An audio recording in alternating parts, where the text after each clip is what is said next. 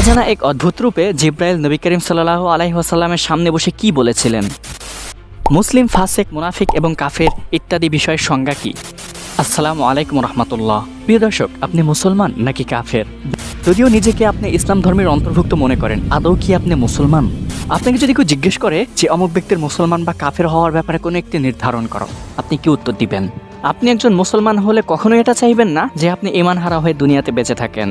সুতরাং ইসলামের মাপকাঠি স্বরূপ আপনার জন্য এমন কিছু জ্ঞান একান্ত আবশ্যক যেগুলো দ্বারা আপনি মুসলমান নাকি কাফের নিজেই সিদ্ধান্ত নিতে পারবেন। অনেক ক্ষেত্রেই আমরা বিভিন্ন ব্যক্তিকে কাফের বলে আখ্যায়িত করি। আসলে কি সে কাফের? কি হিসেবেই বা আমি তাকে কাফের বলছি? ইসলামী পরিভাষায় কাফের কাকে বলে বা মুসলিমই কাকে বলে? কাফের মুসলমানের মাপকাঠি প্রসঙ্গে আলোচনা করলে ফার্স্ট অফ অল আমাদের মনে ঈমানের বিষয়টি সর্বপ্রথম জেগে ওঠে। অর্থাৎ ঈমান কাকে বলে? ঈমান বলতে আমরা কি বুঝি? ঈমানের সংজ্ঞাই বা কি? তো প্রিয় দর্শক, চলুন এই ঈমানের বিষয়টি আমরা হাদিস শরীফ থেকে জেনে নিই। হাদিসটি হযরত ওমর ইবনুল খাত্তাব রাদিয়াল্লাহু তাআলা আনহু থেকে বর্ণিত। তিনি বলেন, একদা আমরা রাসূল করিম সাল্লাল্লাহু আলাইহি ওয়াসাল্লামের খেদমতে উপস্থিত ছিলাম। ইতিমধ্যে এমন সময় জনৈক ব্যক্তি আমাদের নিকটে এসে আত্মপ্রকাশ করলেন। পরনে ছিল তার সাদা দবদবে পোশাক এবং চুল ছিল অতি কুচকুচে কালো। সে যে দূর থেকে সফর করে এসেছে এমন কোনো চিহ্ন তার মাঝে ছিল না, এবং এমনকি আমাদের মধ্যে কেউ তাকে চিনতে পারছিল না। ওই ব্যক্তিটি এসেই নবী করিম সাল্লাল্লাহু আলাইহি ওয়াসাল্লামের নিকট বসে পড়লেন এবং তার হাঁটু নবী করিম সাল্লাল্লাহু আলাইহি ওয়াসাল্লামের হাঁটু মোবারকের সাথে মিলিয়ে দিলেন। তার দুই হাত তার দুই উরুর উপরে রেখে বললেন, হে মুহাম্মদ, আমাকে ইসলাম সম্পর্কে কিছু বলুন, অর্থাৎ ইসলাম কি, এর সংজ্ঞা বলুন।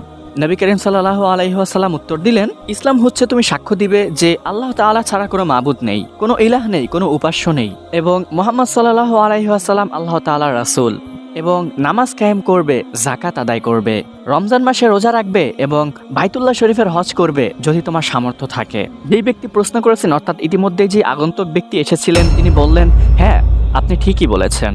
হাদিসের রাবি অর্থাৎ ওমর ইবনুল খাত্তাব রাদিয়াল্লাহু তাআলা আনহু বললেন, আমরা আশ্চর্য বোধ করলাম যে একদিকে তিনি রাসূল করিম সাল্লাল্লাহু আলাইহি ওয়াসাল্লামকে অজ্ঞের ন্যায় প্রশ্ন করলেন, আবার অপরদিকে রাসূলের বক্তব্যকে বিজ্ঞের ন্যায় তিনি সঠিক সমর্থনও করলেন। অথবা তিনি আবারও জিজ্ঞেস করলেন, আমাকে ঈমান সম্পর্কে কিছু বলুন। অথবা নবী করিম সাল্লাল্লাহু আলাইহি ওয়াসাল্লাম উত্তর দিলেন, ঈমান হচ্ছে মহান আল্লাহ রাব্বুল আলামিন এবং তার ফেরেশতাগণ এবং তার কিতাবসমূহ এবং তার রাসূল ও পরকালকে সত্য হিসেবে বিশ্বাস করা। তাছাড়া তাকদীরের উপরে, অর্থাৎ জীবন ও জগৎ, কল্যাণ ও অকল্যাণ যা কিছু ঘটছে সবই মহান আল্লাহ রাব্বুল আলামিনের ইচ্ছায় এ কথার উপরে বিশ্বাস করা। এ কথা শুনে আগন্তুক ব্যক্তি পুনরায় আবারও বললেন, হ্যাঁ, আপনি ঠিক বলেছেন। অথবা তিনি পুনরায় প্রশ্ন করলেন, আমাকে ইহসান সম্পর্কে কিছু বলুন। তখন হুজুর সাল্লাল্লাহু আলাইহি ওয়াসাল্লাম উত্তর দিলেন, ইহসান হচ্ছে তুমি এমনভাবে আল্লাহর ইবাদত করবে যে তুমি তাকে দেখছো, আর যদি তুমি তাকে নাও দেখো তাহলে তিনি অবশ্যই তোমাকে দেখছেন। আগন্তুক ব্যক্তি বললেন, আমাকে কিয়ামত সম্পর্কে কিছু বলুন। উত্তরে রাসূল করিম সাল্লাল্লাহু আলাইহি ওয়াসাল্লাম বললেন, এ বিষয়ে যাকে জিজ্ঞেস করা হয়েছে তিনি প্রশ্নকারীর থেকে অধিক জ্ঞাত নন। অতঃপর আগন্তুক ব্যক্তি পুনরায় জিজ্ঞেস করলেন, তাহলে আমাকে কিয়ামতের নিদর্শন সমূহ সম্পর্কে কিছু বলুন। তখন নবী করিম সাল্লাল্লাহু আলাইহি ওয়াসাল্লাম উত্তর দিলেন, কিয়ামতের নিদর্শন হলো দাসদাসী তার আপন মুনিবকে জন্ম দিবে। তুমি আরো দেখতে পাবে নগ্নপায়ী বিবস্ত্র হতদরিদ্র মেষপালকেরা বড় বড় দালান কোঠা নির্মাণ করে গর্ব ও অহংকার করবে। হাদিসের রাবি হযরত ওমর রাদিয়াল্লাহু তাআলা আনহু বললেন, অতঃপর আগন্তুক ব্যক্তি চলে গেলে আমি কিছুক্ষণ সেখানেই অবস্থান করলাম।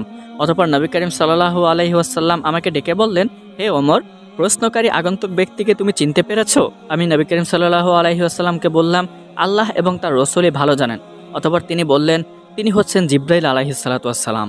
অর্থাৎ জিব্রাইল আলাইহিস সালাতু ওয়াস সালামই মানুষ বেশে নবী করিম সাল্লাল্লাহু আলাইহি ওয়াসাল্লামের নিকটে এসেছিলেন। নবী করিম সাল্লাল্লাহু আলাইহি ওয়াসাল্লাম আরো বললেন, তিনি তোমাদেরকে তোমাদের দিন শিক্ষা দেবার উদ্দেশ্যে এসেছিলেন।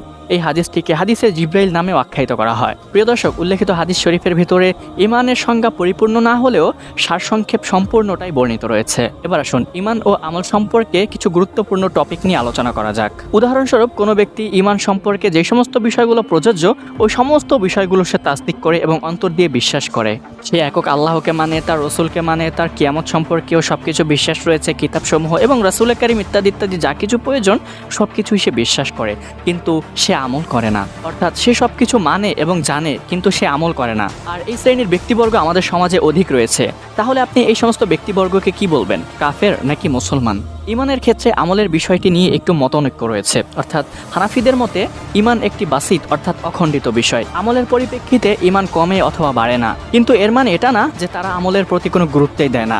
বরঞ্চ আপনি যদি অন্যান্য মাযহাবগুলো দেখেন তাহলে তাদের আমলের চাইতে হানাফিদের আমল ও মাসলা মাসাইলে যে দলিলাদিল্লা রয়েছে সেগুলো আরও বেশি মজবুত পাবেন।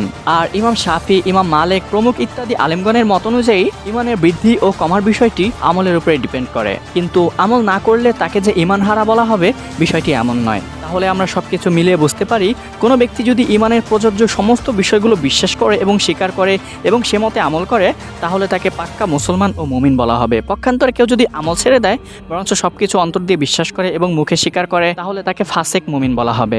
আর কোনো ব্যক্তি যদি সমস্ত বিষয়গুলো মুখে স্বীকার করে কিন্তু অন্তরে দ্বারা বিশ্বাস না করে অর্থাৎ তাসদিক না করে তাহলে তাকে মুনাফিক বলা হবে।